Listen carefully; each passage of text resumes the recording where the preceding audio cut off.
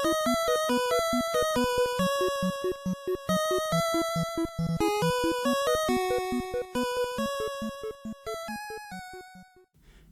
hello, I'm Kråkan, also known as Corvus Cornix, and welcome to Yacc, yet another Crowcast where I pick a game, I play it for a week, and then I talk about it. This week's game is Sqoon for the Nintendo Entertainment System. It was released in 1987, and it's an arcade side-scroller shooter. Developed by Home Data and published by Irem, and also there'll be spoilers up ahead just so you know, but first a little backstory.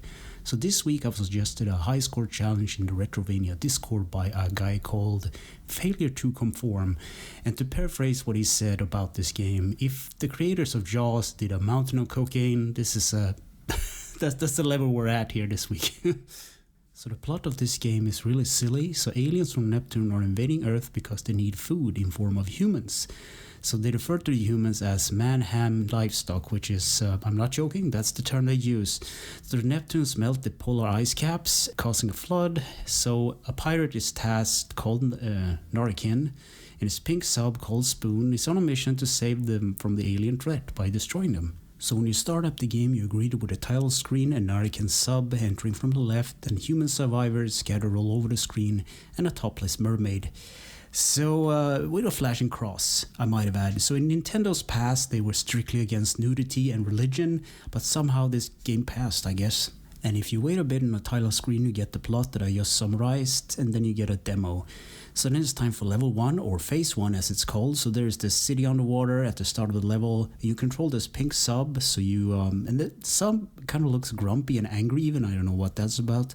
So you shoot missiles and drop ice ball bombs into these constructs. So the constructs are holding the human hostage, I guess, and you free them by destroying these constructs, and you pick them up and you take them up to like a boat that's on the top of the screen by repeatedly pressing the B button to release them.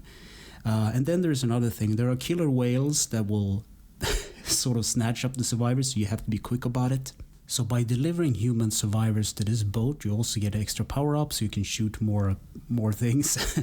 And you also need to worry about fuel in this game, because if the fuel runs out, it's game over. So you can shoot these crabs at the bottom of the screen in order to drop some gold, which can be traded at the boat for more fuel. It's a little complicated, but once you get the hang of it, it's not a big deal.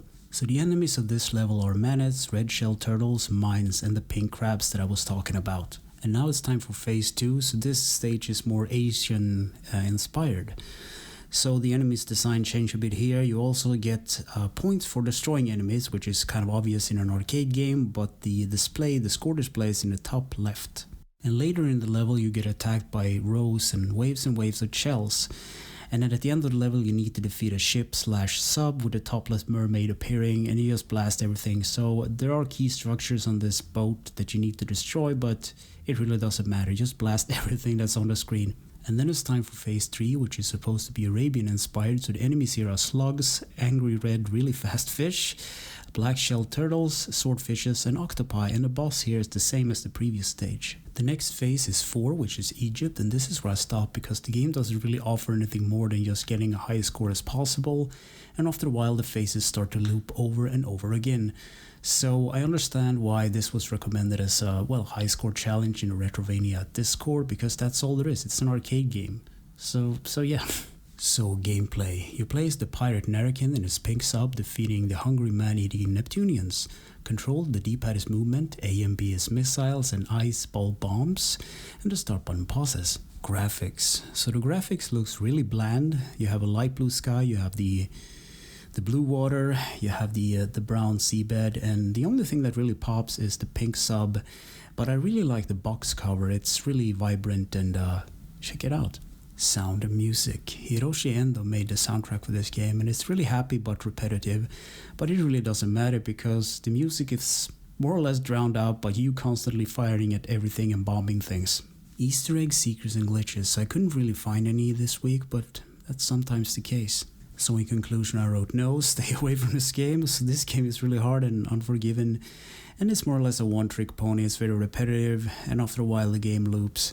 So this game I didn't even really feel like playing. It's just I gave up, because that's the thing with arcade games. They're more or less like they have a simple gimmick to them. You need to get as high score as possible, and that's the point.